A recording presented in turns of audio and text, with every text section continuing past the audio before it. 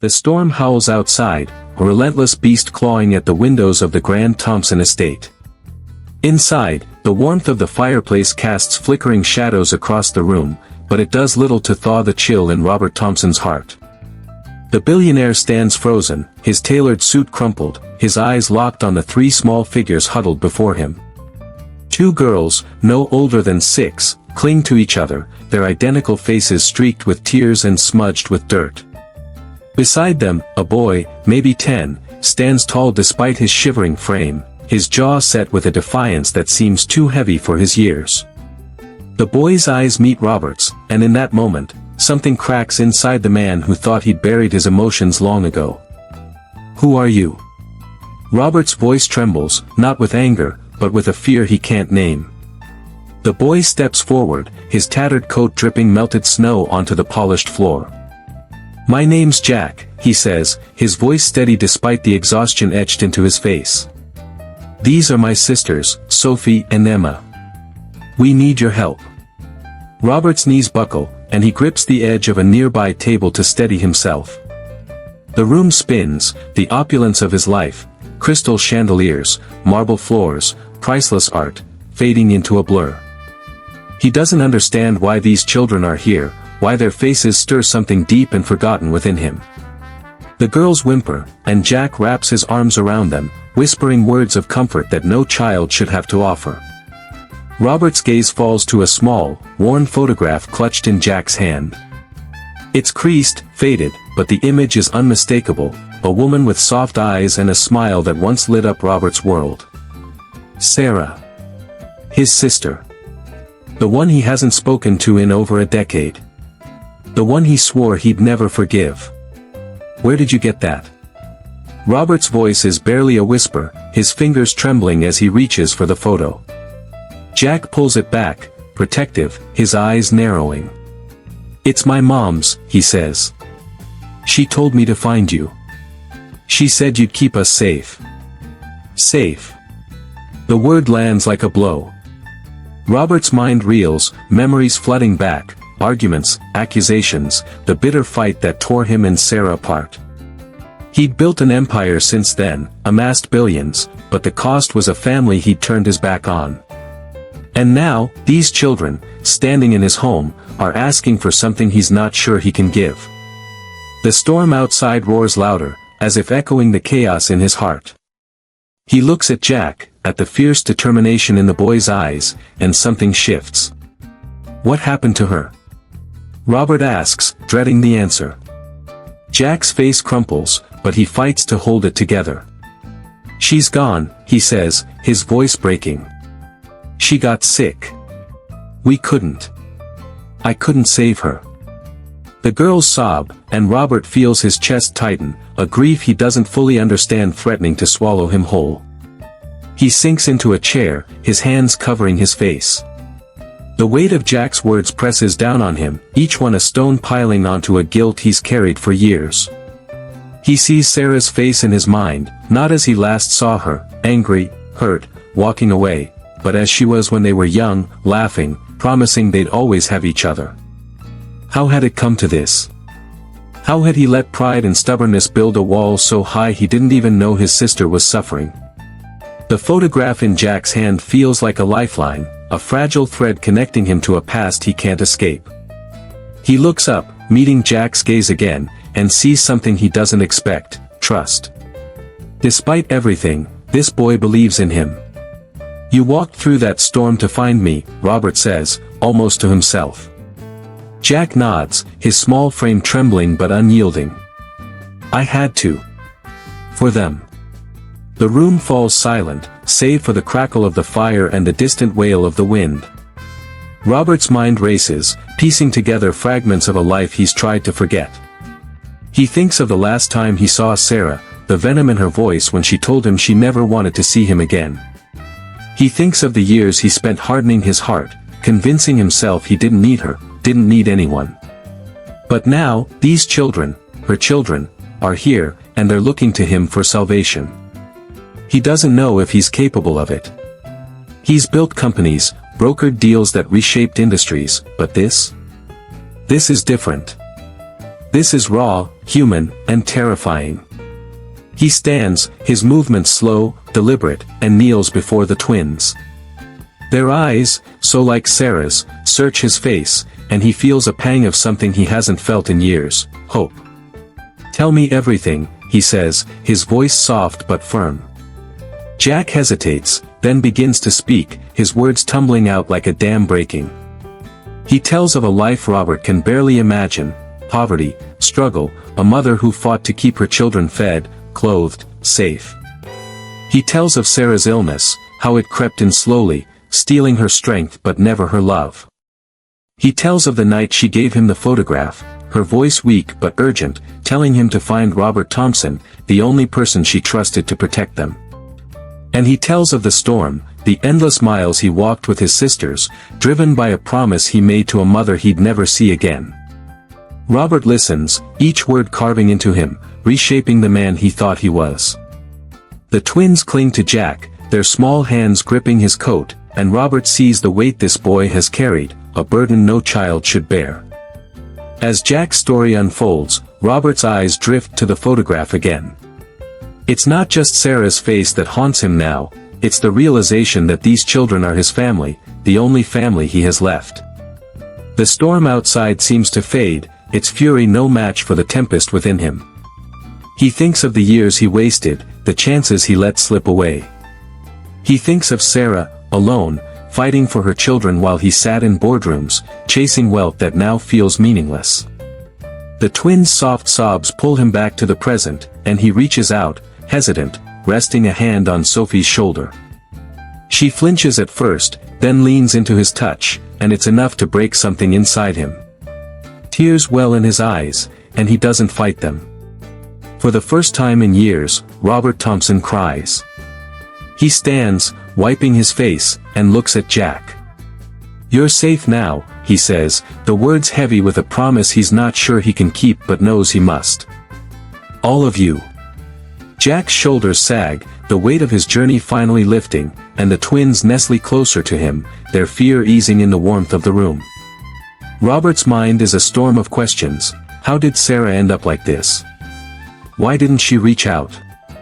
What kind of man was he to let his sister suffer alone? But those questions will wait. For now, he has 3 children who need him, and he won't fail them. He picks up the photograph, his fingers tracing Sarah's face, and a memory flickers, a moment from years ago, a promise he made and broke.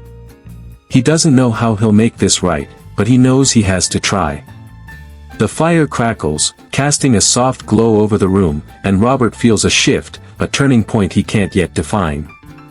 He looks at Jack, at the twins, and sees not just Sarah's children, but a chance to be something more than the man he's been. The storm outside rages on, but here, in this moment, there's a fragile peace. He doesn't know what comes next, doesn't know how to be the man these children need.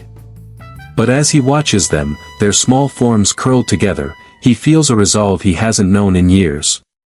Whatever it takes, he'll protect them. Whatever it costs, he'll make amends. And as the night stretches on, Robert Thompson, the billionaire who thought he had everything, begins to understand what he's truly lost, and what he might still find. 6 years earlier, the city is a different beast, its pulse thrumming with ambition and possibility. Robert Thompson, not yet the billionaire he would become, strides through the glass doors of his fledgling tech company, his jaw set, his eyes sharp with hunger. At 32, he's a man on the cusp of greatness, driven by a fire that leaves no room for softness. His days are a blur of meetings, code, and calculated risks, each step building the empire he's certain will define him. But there's a hollowness he doesn't acknowledge, a void he fills with work and whiskey, convincing himself that family, love, connection, they're luxuries he can't afford. Not yet. Not until he's won. The evening air is crisp as he steps out of the office, the skyline glittering like a promise. He's late for a gala, some charity event his assistant insisted he attend to network with the city's elite. Robert loathes these affairs, too many fake smiles, too much small talk, but he knows the game. He adjusts his tie, slides into the back of a sleek black car, and lets the city lights blur past. The gala is in full swing when he arrives, a dazzling display of wealth and pretense.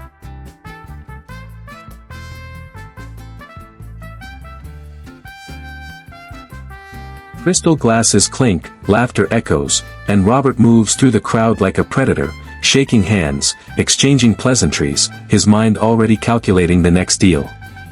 That's when he sees her.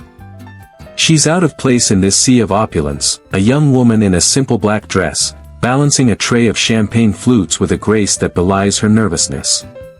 Her hair is pulled back, a few strands escaping to frame her face, and her eyes, those eyes, carry a quiet strength that stops Robert in his tracks. She's no older than 25, her movements careful, deliberate, as if she's trying not to draw attention. But she does. To him, at least. He watches as she navigates the crowd, her tray wobbling slightly when a guest brushes past her without a glance. The tray tips, a single glass teetering, and before he knows why, Robert is there, catching it before it shatters on the marble floor. Their eyes meet, and for a moment, the noise of the gala fades. "Thank you," she says, her voice soft but steady, her cheeks flushing with embarrassment. Robert hands her the glass, his fingers brushing hers, and he feels a jolt, something unfamiliar and unsettling. "Careful," he says, his tone lighter than he intends. "These people would have a fit if their champagne hit the floor." She smiles, a small, genuine curve of her lips that feels like a gift in this room full of masks. "I'll keep that in mind," she replies, and there's a spark in her eyes, a hint of defiance that makes him want to know more. He doesn't ask her name. He doesn't need to. Not yet. But as she moves away, weaving through the crowd, he finds himself watching her, noting the way she carries herself, the way she seems to belong and not belong all at once. The rest of the evening passes in a haze of conversations and deals, but his thoughts keep drifting back to her. To that moment. To the way her eyes seem to see through him, not the rising tech mogul, but the man beneath, the one he's buried under layers of ambition. He tells himself it's nothing, a fleeting distraction, but when he catches sight of her again, clearing empty glasses from a table, he feels that same pull, like a tide drawing him in. Later, as the gala winds down, he finds her outside, standing under a street lamp, her breath visible in the cold night air. She's waiting for a bus, her thin coat no match for the chill. Robert hesitates, his driver idling nearby, but something compels him to approach. "You'll freeze out here," he says, and she turns, startled, those eyes locking onto his again. "I'm used to it," she says, but there's a shiver in her voice that betrays her. He shrugs off his overcoat and drapes it over her shoulders, ignoring her protests. "Keep it," he says. "I've got plenty." She looks at him, searching his face, and he wonders what she sees. "Why are you being kind?" she asks, and the question catches him off guard. He doesn't have an answer, not one that makes sense. They talk, though he doesn't remember how it starts. She tells him her name, Sarah, and he learns she's working multiple jobs, saving for a future she doesn't dare dream too big. She's guarded, but there's a warmth to her, a resilience that makes him feel both envious and ashamed. He tells her about his company, though he leaves out the ruthlessness, the sacrifices, the nights he lies awake wondering if it's worth it. They laugh, and for the first time in months, Robert feels light, unburdened. The bus arrives, and she hands back his coat, her fingers lingering on the fabric. "Thank you," she says again, and he wants to say something, anything, to keep her there. But she steps onto the bus, and the doors close, and she's gone. He stands there longer than he should, the cold seeping into his bones, her face burned into his mind. He tells himself he'll see her again, that a city this big isn't so cruel as to keep them apart. But days turn into weeks, and the gala fades into memory, overshadowed by boardroom battles and late-night coding sessions. Sarah becomes a ghost, a moment he revisits in quiet moments, a what-if he doesn't dare explore. He doesn't know that she kept a memento from that night, a single button from his coat, fallen loose when he draped it over her. He doesn't know that she thinks of him, 2. Wondering if the man who saw her, really saw her, was real or just a fleeting kindness. Life moves on, relentless, unforgiving. Robert's company grows, his name begins to carry weight, and the world he's building demands everything. He pushes Sarah to the back of his mind, convincing himself she was a distraction, a momentary lapse. But sometimes, late at night, when the city is quiet and his defenses are down, he sees her eyes, hears her voice, and wonders what he let slip away. He doesn't know that their paths will cross again, that the button she kept will become a lifeline, that the storm waiting in their future will bring them back together in ways neither could imagine. And as he climbs higher, builds bigger, he doesn't see the cracks forming, the family he's neglecting, the sister he's pushing away, the man he's becoming, a man who might not recognize himself when the truth finally comes crashing down. The city's edges blur into a gray haze, far from the glittering towers where Robert Thompson carves his empire. Here, in a cramped apartment with peeling paint and a leaky faucet, Sarah lives a life that feels a world away from the gala's fleeting glow. It's been 4 years since that night, and the memory of the stranger's kindness lingers like a half-forgotten dream. She's 29 now, her face lined with a weariness that comes from too many late shifts and too few moments of rest. The apartment is quiet tonight, save for the soft breathing of her twins, Sophie and Emma, asleep on a mattress in the corner. Jack, her 6-year-old son, sits at a wobbly table, his small hands clutching a pencil as he labors over a math worksheet. Sarah watches him, her heart aching with a love so fierce it sometimes feels like it might break her. She moves to the stove, stirring a pot of thin soup, the only dinner she can afford tonight. The twins' soft snores are a comfort, a reminder of why she keeps going. She thinks of their father, a man whose charm turned to cruelty, whose promises crumbled under the weight of his anger. Leaving him was the hardest thing she'd ever done, but staying would have been worse. She'd packed a single bag, taken Jack's hand, and walked away, the twins barely a month old in her arms.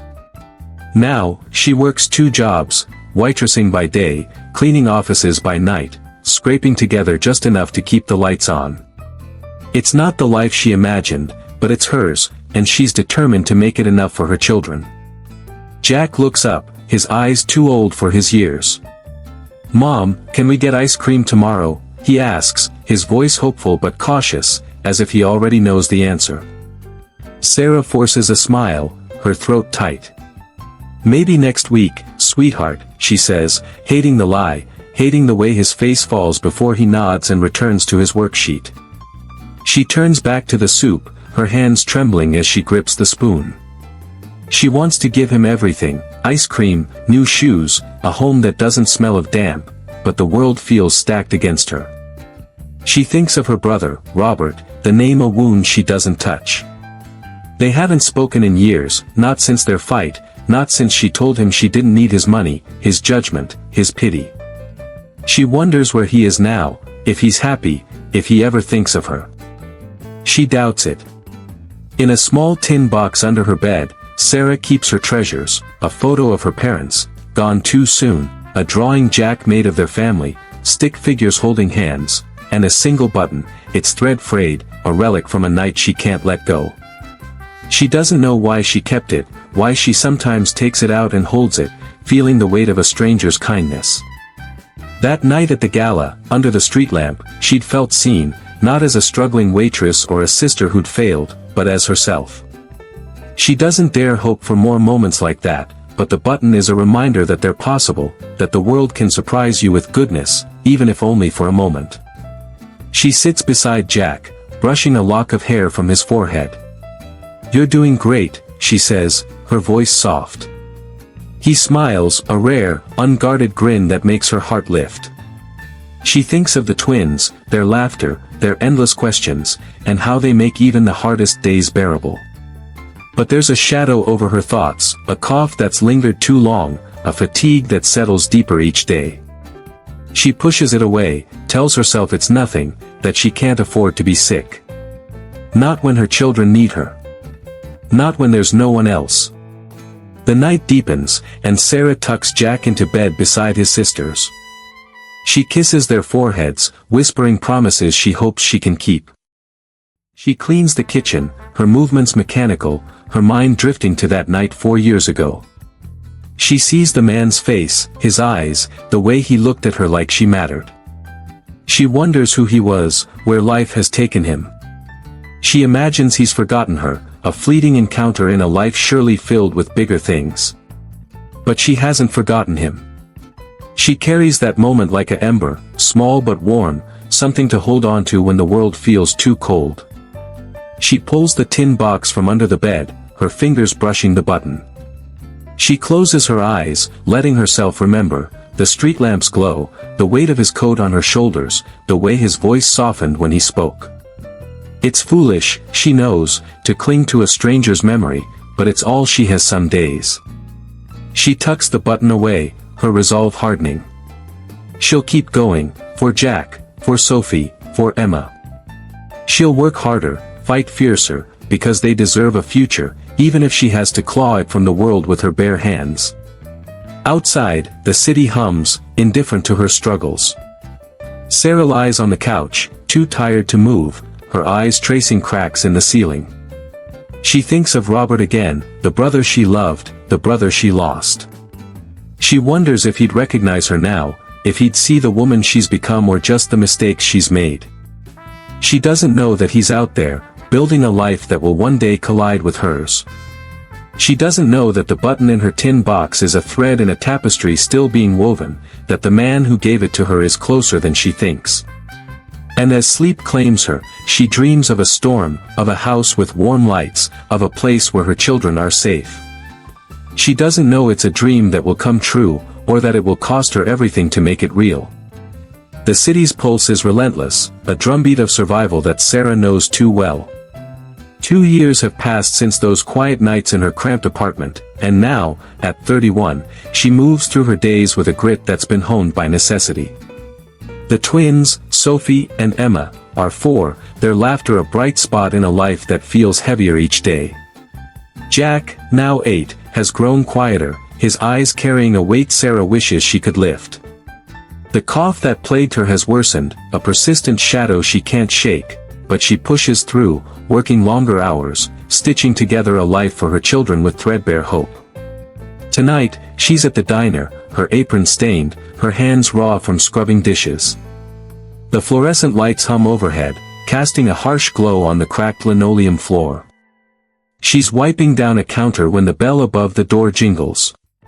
A man in a tailored suit steps in, his presence commanding despite the late hour. Sarah barely glances up, accustomed to the occasional businessman seeking a cheap coffee before heading home. But something about him tugs at her, a flicker of familiarity she can't place. She shakes it off, attributing it to exhaustion, and calls out, "Be with you in a sec."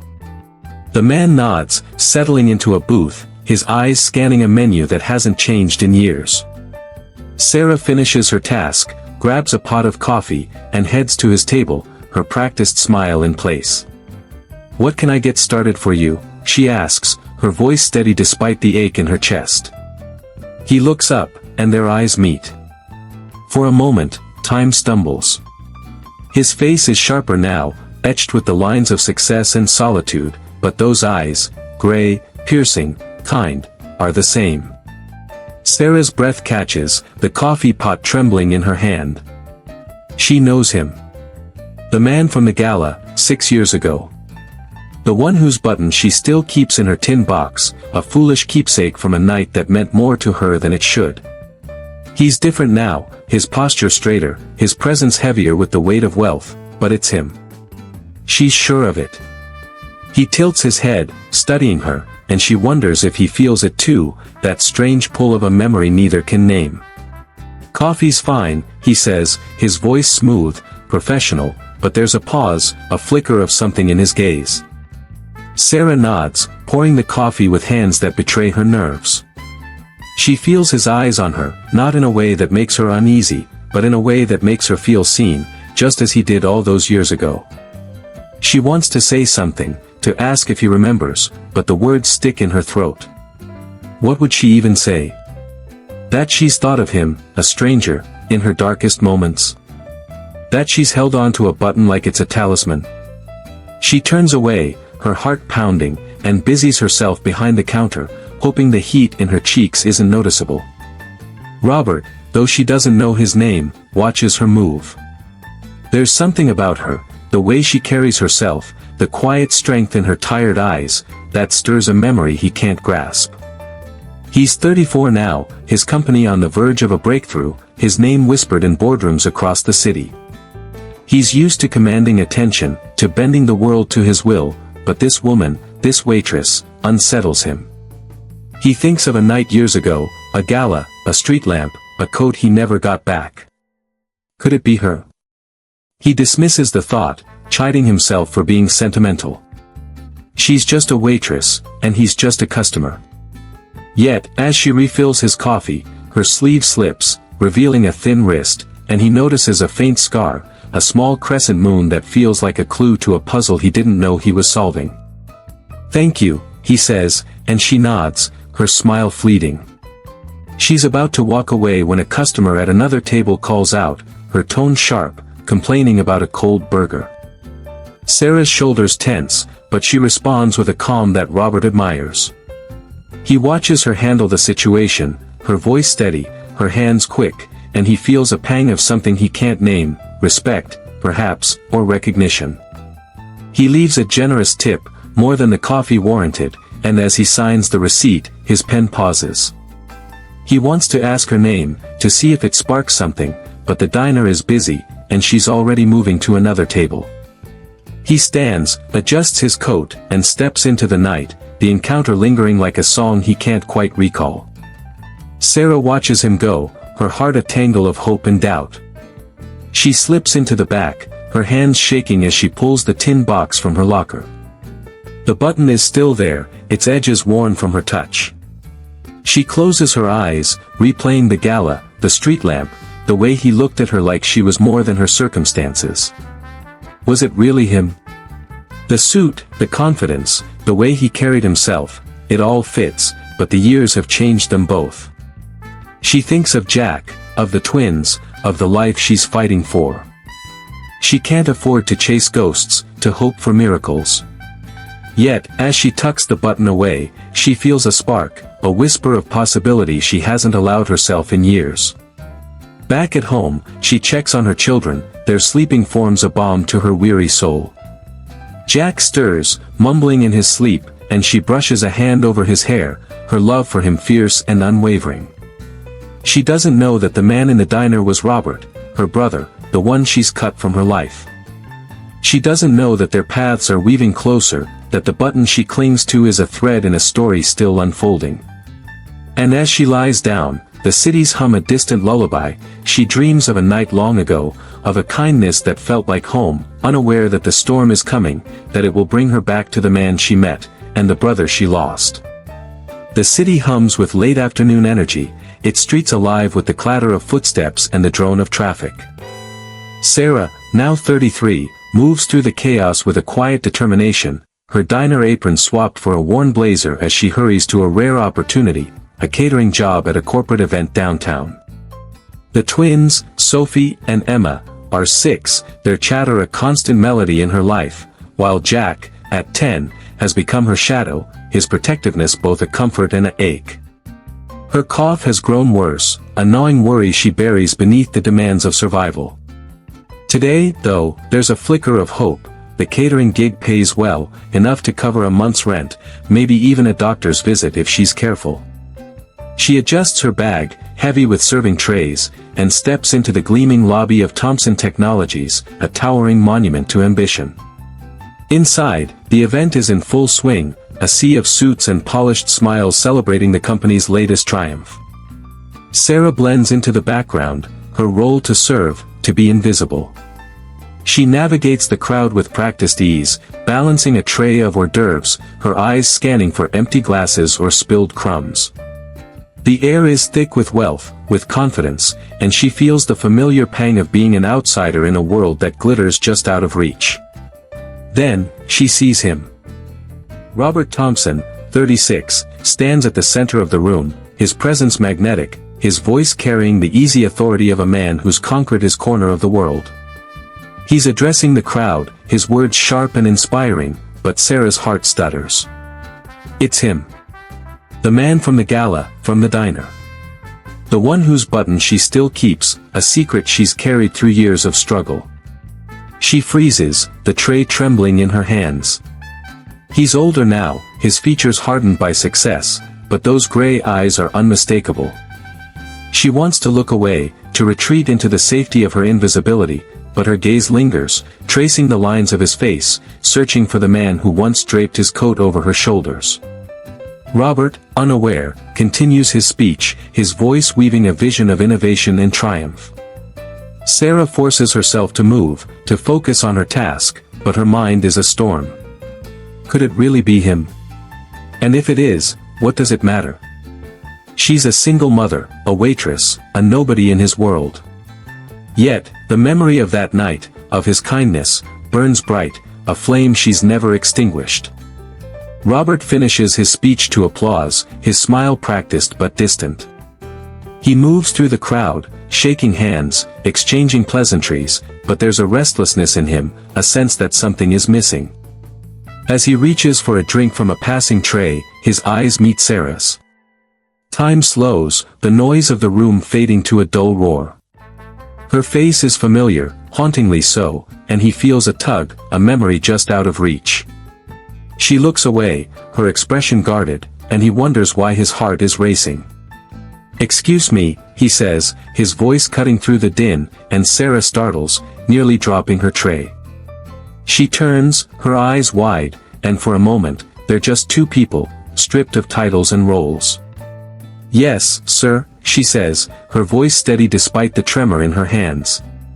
Robert studies her, the curve of her cheek, the scar on her wrist, the way her eyes seem to hold a story he's forgotten. "Have we met?" he asks, the question impulsive, unguarded. Sarah's breath catches, her mind racing. She wants to tell him, about the gala, the street lamp, the button, but fear holds her back. What if he doesn't remember? What if he does, and it changes nothing? "I don't think so," she says, her voice barely above a whisper. "I just work here." Robert nods, but there's a flicker of doubt in his eyes, a sense that she's not telling him everything. He reaches for an hors d'oeuvre, his fingers brushing hers, and the contact sends a jolt through them both. Sarah pulls back, her tray wobbling, and Robert steadies it, his hand lingering a moment too long. "Careful," he says, echoing words from 6 years ago, and Sarah's heart lurches. She nods, unable to speak, and turns away, her chest tight with a mix of hope and dread. Robert watches her go, his mind grappling with fragments of memory, a coat, a smile, a night that felt like a turning point. He tells himself it's nothing, that he's imagining things, but the scar on her wrist, the way she moved, it's all too familiar. Sarah retreats to the kitchen, her hands shaking as she sets down the tray. She leans against the counter, closing her eyes, trying to steady her breathing. She thinks of Jack, of the twins, of the life she's built from scraps. She can't afford to dream of what might have been, to hope for a man who's a stranger in every way that matters. Yet, as she touches the button in her pocket, a habit born of years, she feels a spark, a whisper of something she's not ready to name. She doesn't know that Robert is her brother, that the man whose kindness she clings to is the one she's shut out of her life. She doesn't know that their paths are converging, that the storm is closer than she thinks. Robert, back in the crowd, tries to focus on the event, but his thoughts keep drifting to the waitress. He sees her across the room, clearing plates, her movements efficient but weary. He wants to talk to her again, to ask her name, to see if she's the woman from that night. But the moment passes, the crowd shifts, and she's gone, swallowed by the demands of her work. He feels a pang of loss, irrational but real, and as he turns back to his guests, he can't shake the feeling that he's missed something vital. The event ends, and Sarah slips out, her heart heavy with questions she can't answer. She doesn't know that Robert is watching her leave, that the button in her pocket is a bridge to a truth they're both circling, a truth that will shatter everything when it finally breaks free. The glass tower of Thompson Technologies gleams under the morning sun, a monument to Robert Thompson's relentless drive. At 36, he's a name that echoes through the city's power corridors, his company a titan in the tech world. Yet, as he sits in his corner office, the city sprawling below, there's a restlessness he can't shake. The encounter at the catering event lingers, the waitress's face, her eyes, her scar, haunting him like a melody he can't place. He tells himself it's nothing, a trick of memory, but the unease grows, a crack in the armor he's built. Today, he's distracted, his mind drifting from spreadsheets to a night 6 years ago, to a woman he barely knew but can't forget. Sarah, 33, feels the weight of the world as she steps into the same tower, her heart pounding. The catering company, desperate for staff, has assigned her to a week-long contract at Thompson Technologies, serving lunches for a series of executive meetings. It's a chance to earn enough to cover Jack's school supplies, maybe even a visit to the clinic for her worsening cough. She adjusts her uniform, her hands steady despite the nerves, and pushes through the revolving doors. The lobby is a world of marble and glass, intimidating in its grandeur, and she feels small, out of place. But she thinks of her children, Jack's quiet strength, Sophie and Emma's bright smiles, and straightens her spine. She can do this. Their paths collide in a boardroom on the 40th floor, where Sarah is setting out trays of sandwiches and coffee. Robert enters, flanked by executives, his presence commanding but distracted. He stops short when he sees her, his breath catching. It's her again, the waitress from the event, from the diner, from a night he's starting to believe wasn't a dream. Sarah feels his gaze, her hands faltering as she arranges napkins. She keeps her eyes down, focusing on her task, but her pulse races. She doesn't know why he keeps appearing, why the universe seems determined to pull them together. She doesn't know he's her brother, the one she's buried in her past, or that the button in her pocket is a tether to a truth they're both circling. Everything in order? Robert asks, his voice directed at Sarah but softer than he intends. She nods, her throat tight. "Yes, sir," she says, her tone professional, but her eyes flicker to his, and there's a moment, brief but electric, where neither can look away. The executives shuffle papers, oblivious, but Robert feels the air shift, a memory stirring. He notices a thin bracelet on her wrist, a simple braid of red thread, and his heart stumbles. It's familiar, too familiar, like something he once tied himself, a gesture from a night he's tried to forget. He wants to ask her about it, to demand answers, but the meeting begins, and she slips out, leaving him with a question he can't voice. Sarah retreats to the service corridor, her hands trembling as she leans against the wall. She touches the bracelet, a gift from that night 6 years ago, when a stranger's kindness felt like a lifeline. She'd kept it, like the button, because it reminded her that she was more than her struggles, that someone had seen her, even for a moment. But now, seeing him again, so close, so real, she's torn between hope and fear. What if he remembers? What if he doesn't? She thinks of Jack, of the twins, of the life she's fighting for. She can't afford to let this man, whoever he is, unravel her. Yet, as she returns to the boardroom to clear plates, she feels his eyes on her, and it's both a comfort and a weight. Robert watches her move, his mind a tangle of logic and instinct. The bracelet, the scar, the way she carries herself, it's too much to be coincidence. During a break, he approaches her, his tone casual but his eyes intense. "You've worked here before?" he asks, and Sarah hesitates, her hands pausing over a stack of cups. "Just temporary," she says, avoiding his gaze. He nods, but his fingers brush the edge of the table, restless. "That bracelet," he says, almost to himself. "It's unique." Sarah's breath hitches, her hand instinctively covering the red threads. "It's old," she says, her voice barely audible.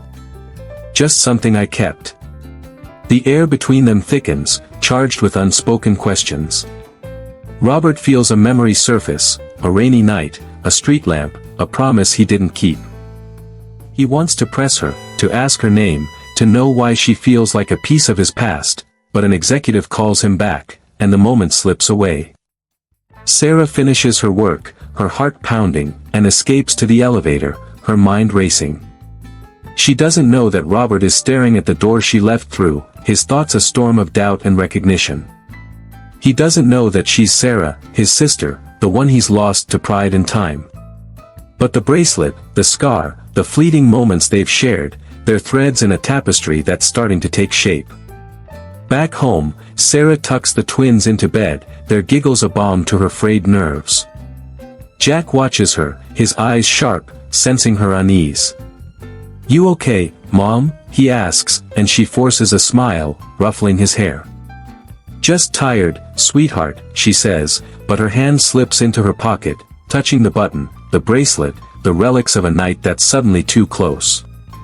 She doesn't know that Robert, alone in his office, is staring at a photo from the gala, trying to match her face to the woman he met years ago. She doesn't know that their worlds are colliding, that the storm is gathering strength.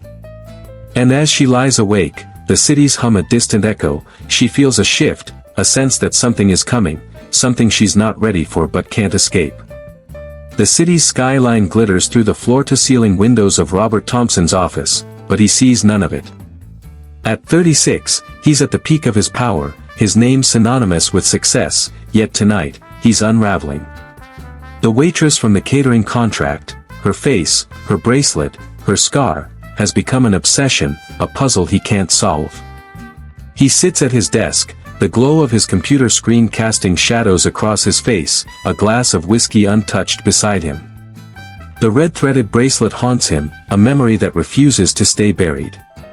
He's seen it before, he's sure of it, tied around a wrist under a street lamp 6 years ago. But there's more, something deeper, a connection he's missing, and it's driving him to the edge.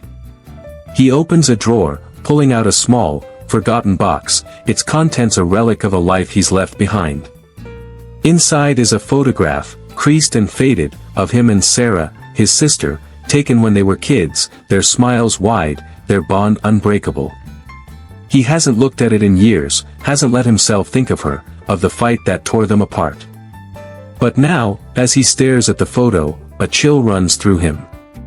Sarah's eyes, the shape of her jaw, there's something familiar, something that echoes the waitress he can't stop thinking about.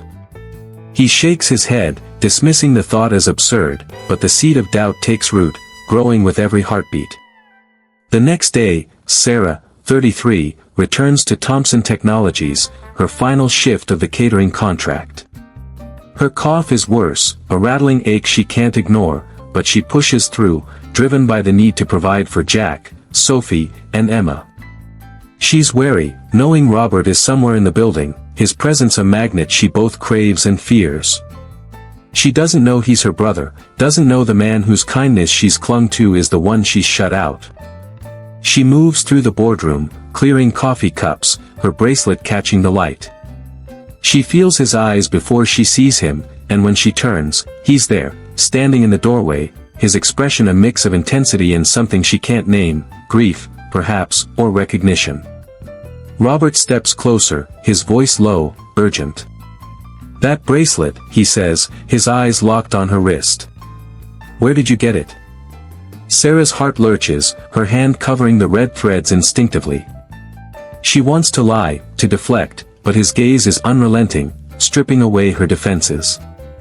"It was a gift," she says, her voice trembling.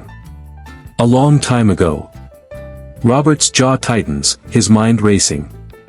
He sees the scar on her wrist, the same crescent moon from the gala, from the diner, and a memory crashes over him, a rainy night, a street lamp, a promise he didn't keep. "Who gave it to you?" he presses, stepping closer, and Sarah feels the room shrink, the air thick with something she can't escape. She hesitates, her eyes searching his, and in that moment, she sees it, the boy she grew up with, the brother she loved, hidden beneath the man he's become. Her breath catches, a wave of disbelief and pain washing over her. "Robert?" she whispers, her voice breaking, and the name is a blade, cutting through years of silence. He freezes, his eyes widening, the photograph from his drawer flashing in his mind. "Sarah?" he says, his voice raw, and the room spins, the truth slamming into them both. She's his sister, the waitress, the woman from the gala, the one he's been chasing in his memories. And she's standing here, alive, real, after all these years. Robert stumbles back, his hand gripping the edge of a table, his world tilting. How is this possible, he says, his voice a mix of anger and anguish. Sarah's eyes fill with tears, her bracelet trembling on her wrist. I didn't know, she says, her words choked. I didn't know it was you. She thinks of the button, the coat, the night she felt seen, and realizes it was her brother all along, the one she'd pushed away, the one she'd needed. Robert's mind reels, memories flooding back, their childhood, their laughter, the fight that broke them. He sees her now, not as the sister he resented, but as the woman who's fought to survive, who's carried a piece of him all these years. Why didn't you tell me, he says, his voice rising, not with blame but with a desperate need to understand. Sarah shakes her head, tears spilling down her cheeks. I thought you hated me, she says. After what I said. I thought you were gone. Robert's chest tightens, guilt crashing over him. He thinks of the years he spent building walls, chasing wealth, while Sarah struggled alone. He wants to reach for her, to erase the distance, but the weight of their past holds him back. I didn't know, he says, his voice breaking. I didn't know you were out there, Sarah. She wipes her eyes, her bracelet catching the light, a silent testament to their shared history. She wants to tell him everything, about Jack, the twins, the life she's fought for, but the words won't come. She sees the pain in his eyes, the same pain she's carried, and it's too much. I have to go, she says, her voice barely audible, and she turns, grabbing her bag, her heart a tangle of love and hurt. Robert calls after her, Sarah, wait, but she's already moving, the boardroom door swinging shut behind her. He stands frozen, his hands shaking, the truth a weight he's not ready to bear. He doesn't know about her children, about the storm that's coming, about the promise that will bring them back together. But as he stares at the empty doorway, the bracelet burned into his mind, he knows one thing, he's found her, and he can't lose her again. The air in the boardroom feels suffocating, the echo of Sarah's departure lingering like a ghost. Robert Thompson, 36, stands rooted to the spot, his heart pounding as the truth crashes over him. Sarah, his sister, the woman he spent years resenting, the waitress he's been chasing in his memories, is alive, here, and carrying a pain he can't comprehend. The red-threaded bracelet, the scar, the night under the street lamp, it all weaves together, a tapestry of loss and longing he's only now beginning to see. He sinks into a chair, his hands trembling, the weight of their shared past pressing down on him. He sees her face, not just as the waitress or the girl from the gala, but as his sister, the one he failed, the one he let slip away. Across the city, Sarah, 33, hurries through the streets, her breath ragged, her cough a sharp reminder of her fragility. Tears blur her vision as she clutches her bag, the button in her pocket a burning weight. She doesn't know how to process what just happened, how the man she's held on to as a symbol of kindness is Robert, her brother, the one she pushed out of her life. The fight that tore them apart replays in her mind, her harsh words, his cold silence, the way they both chose pride over love. She thinks of Jack, Sophie, and Emma, waiting at home, and her resolve hardens. She can't let this unravel her, not when her children need her. But the pain of seeing Robert, of realizing he was the stranger she's cherished, is a wound she can't close. Robert's office is a prison now, the city's skyline mocking his turmoil. He paces, his mind a storm of questions. How did Sarah end up like this? Why didn't she reach out? And why, after all these years, does she still wear that bracelet, a relic of a night he barely understood? He thinks of their childhood, of the promises they made, always there for each other, no matter what. He broke that promise, let his ambition and anger build a wall between them. He grabs his phone, his fingers hovering over the screen, but he doesn't know her number, doesn't know where she lives. The realization that he's lost her, not just to their fight but to time, to life, hits him like a physical blow. Sarah reaches her apartment, the familiar damp and dimness a stark contrast to the gleaming tower she left behind. Jack is at the table, helping the twins with a puzzle, his eyes sharp as he notices her distress. "Mom," he says, standing, and Sarah forces a smile, her voice unsteady. "I'm okay, sweetheart," she says, but her hands shake as she sets down her bag. She sinks onto the couch, her cough racking her frame, and Jack brings her a glass of water, his small face etched with worry. She wants to tell him about Robert, about the brother she's kept from him, but the words choke her. Instead, she pulls out the button, holding it tightly, as if it could anchor her to a truth she's not ready to face. Back at Thompson Technologies, Robert's desperation grows. He calls his assistant, his voice clipped. "Find out who was on the catering staff today," he says. "I need a name, an address, anything." His assistant hesitates, sensing the urgency, and promises to dig. Robert hangs up, his eyes falling on the photograph of him and Sarah as kids, still on his desk from the night before. He picks it up, his fingers tracing her face, and a memory surfaces, not of their fight, but of a moment before, when she'd bandaged his knee after a fall, her touch gentle, her voice teasing. He'd forgotten that Sarah, the one who loved him fiercely, the one he'd loved back. Sarah, alone now, the children asleep, opens her tin box. The button, the bracelet, the drawing from Jack, they're all there, pieces of a life she's fought to hold together. She thinks of Robert's eyes, the way they widened when he said her name, the pain that mirrored her own. She wonders if he's changed, if the man who built an empire could still be the brother she knew. But the years of silence, of struggle, of surviving without him, make her doubt. She coughs again, the sound harsh in the quiet, and fear creeps in, not just for herself, but for her children. What if she can't keep going? What if Robert, now that he knows, walks away again? Robert's assistant returns with a name, Sarah Miller. No address, no phone, just a name that confirms what he already knows. He slams his fist on the desk, the sound echoing in the empty office. "Sarah Miller," he says aloud, testing the name, feeling the weight of it. He thinks of the gala, the diner, the catering event, all the moments he saw her and didn't know. He thinks of the bracelet, the scar, the way she looked at him today, like she was seeing a ghost. He realizes she didn't know either, that they've been strangers to each other, orbiting a truth neither could see. The guilt is crushing, a realization that he's not just failed her as a brother, but as the man who promised to come back, who tied that bracelet on her wrist. Sarah stands, her resolve fraying. She wants to run to Robert, to demand answers, to scream for the years they lost. But she's tired, so tired, and the cough is a reminder that time is not her ally. She looks at her children's sleeping forms, their faces peaceful, and makes a decision. She pulls a piece of paper from a drawer, her hand shaking as she writes. It's not a letter to Robert, not yet, but a note to Jack, a promise that she'll fight for them, no matter what. She doesn't know that Robert is staring at her name on a screen, his heart breaking for the sister he's found too late.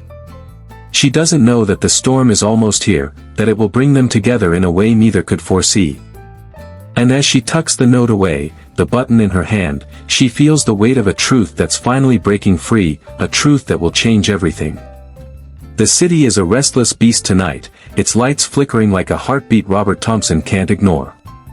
At 36, he sits alone in his penthouse, the opulence of his life, sleek furniture, panoramic views, a silence that costs millions, feeling hollow, meaningless.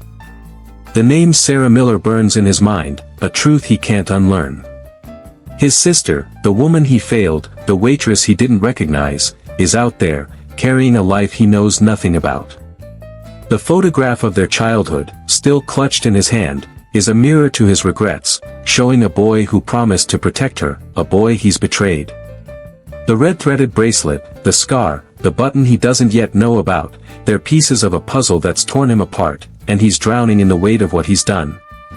He hasn't slept since Sarah walked out of the boardroom, her eyes filled with a pain that matched his own. The memory of her voice, saying his name, cuts deeper than any loss he's known. He thinks of their fight, years ago, when pride and anger built a wall neither could scale. He'd called her reckless, weak, a burden, she'd called him heartless, a stranger. They'd both been right and wrong, and the years since have only deepened the wound. He sees her now, not as the sister he resented, but as the woman who survived, who wore his bracelet through years of struggle, who looked at him with a hope he didn't deserve. He drops the photograph, his hands shaking, and buries his face in them, the tears coming unbidden, hot and relentless. Sarah, 33, is a shadow of herself, her cough a constant companion as she moves through her apartment. Jack, Sophie, and Emma are asleep, their small forms curled together on the mattress, a reminder of why she fights. The note she wrote to Jack lies hidden in her tin box, alongside the button, the bracelet, the fragments of a life she's held onto. She thinks of Robert, of the brother she lost, the man she met under a street lamp, the stranger who's now neither and both. She wants to hate him, to blame him for the years she struggled alone, but she can't. She sees the boy he was, the one who bandaged her scrapes, who promised they'd face the world together. She wonders if that boy is still in him, if he's worth finding again. Robert stands, his resolve hardening. He can't undo the past, but he can act now. He grabs his coat, his phone, and heads out into the night, the city's pulse matching his own. He starts at the catering company, his voice sharp as he demands information. The manager, startled by the billionaire's intensity, hands over what little they have, an old address, a phone number that's long disconnected. Robert drives to the address, a rundown building on the city's edge, its windows dark, its walls stained with time. He knocks, his heart pounding, but a neighbor tells him the tenant, Sarah, moved out weeks ago, no forwarding address. The news is a blow, but he doesn't stop. He visits the diner where he saw her years ago, the streets near the gala, every place he can think of, driven by a need to find her, to make things right. Sarah, meanwhile, feels the weight of her choices. She's packed a bag, ready to leave the city, to start over somewhere new, somewhere her cough won't steal her from her children. She doesn't know if Robert will look for her, doesn't know if she wants him to. She thinks of the twins, of Jack's quiet strength, and knows she can't burden them with her pain. She sits by their bedside, watching them sleep, her hand resting on the button in her pocket. She remembers Robert's eyes in the boardroom, the way they softened when he said her name, and a part of her aches to believe he's changed. But the years of silence, of surviving without him, make her doubt. She coughs, the sound harsh, and fear grips her, not for herself, but for what her children will face if she's gone. Robert's search grows frantic, his usual control slipping. He calls in favors, hires investigators, anything to find a trace of Sarah. He thinks of the bracelet, the scar, the moments they shared without knowing who they were. He realizes she didn't know either, that they've been strangers to each other, bound by a past neither could see. The guilt is a living thing, clawing at him, but it fuels him too. He stops at a park, the one near her old apartment, and sits on a bench, the cold seeping into his bones. He thinks of their childhood, of Sarah's laugh, of the promises he broke. He speaks to the empty air, his voice low, broken. I'm sorry, Sarah. I didn't know. But I'll find you. I swear it. Sarah, back at her apartment, pulls the tin box from under the bed. She takes out the button, holding it to the light, and thinks of the night Robert gave it to her, not as her brother, but as a stranger who saw her. She thinks of Jack, of the twins, of the future she's fighting for. She doesn't know that Robert is out there, searching, that he's shedding the man he was for the man he needs to be. She doesn't know that the storm is coming, that it will bring her children to his door, that it will force them to face the truth together. She tucks the button away, her resolve wavering. She wants to believe in Robert, in the brother she loved, but she's tired, so tired, and the cough is a reminder that time is slipping away. Robert drives through the night, the city a blur, his heart a tangle of hope and fear. He doesn't know where Sarah is, doesn't know about her children, about the life she's built. But he knows he can't lose her again, not now, not after everything. He thinks of the bracelet, the scar, the photograph, and feels a spark of something new, purpose, maybe, or love. He doesn't know that Sarah is thinking of him too, that the button in her hand is a bridge to a future they might still share. And as the city hums, indifferent to their pain, they both feel the pull of a truth that's finally breaking free, a truth that will lead them to the storm, to each other, to a chance to heal. The city wakes slowly, its streets bathed in the soft light of dawn, a quiet contrast to the storm that raged just nights ago. Robert Thompson, 36, stands in a small park on the city's edge, his coat unbuttoned, his eyes scanning the horizon. The weight of his search for Sarah, his sister, has carved lines into his face, but there's a determination in him now, a fire that's replaced the cold ambition of years past. He's been everywhere, her old apartment, the diner, the catering company, chasing a ghost he's only just remembered how to love. The photograph of their childhood, tucked in his pocket, is a talisman, a reminder of the boy who promised to protect her, the man who's failed her until now. He doesn't know where she is, doesn't know about the children she's raised, but he knows he won't stop looking. Sarah, 33, is a shadow of herself, her cough a relentless thief stealing her strength. She sits on a wooden bench in the same park, unaware that Robert is so close, her hands wrapped around a thermos of weak tea. Jack, Sophie, and Emma are with a neighbor, giving her a rare moment alone to think, to breathe, to face the truth she's been running from. The button from Robert's coat, the red-threaded bracelet, the note she wrote to Jack, they're all in her bag, relics of a life that's slipping through her fingers. She thinks of Robert, of the boardroom where they faced each other, of the years they lost to pride and pain. She wants to find him, to tell him about her children, to see if the brother she loved is still there. But fear holds her back, fear of rejection, of weakness, of leaving her children with nothing. Robert walks the park's winding path, his steps slow, deliberate, as if he's afraid to miss a clue. He's been here before, near her old apartment, hoping for a trace of her. The air is crisp, the leaves crunching underfoot, and he feels a pull, a sense that he's close. He stops by a fountain, its gentle trickle a stark contrast to the storm in his heart, and pulls out the photograph. He traces Sarah's face, her childhood smile, and whispers, "I'm here, Sarah. I'm trying." He doesn't expect an answer, doesn't expect the world to bend to his will, but he feels a shift, a quiet hope that's new and fragile. Sarah rises from the bench, her thermos empty, her body aching. She adjusts her scarf, her cough muffled but persistent, and starts toward the park's exit. She thinks of Jack, of his quiet strength, of the twins' laughter, and knows she can't give up, not yet. She's about to leave when a child's voice cuts through the morning air, bright and unguarded. "Mommy, look!" It's Sophie, running toward her, Emma close behind, their neighbor trailing with an apologetic smile. Sarah kneels, her heart lifting as she hugs them, their warmth a balm to her weariness. Jack follows, his eyes sharp, and when he sees her face, he frowns.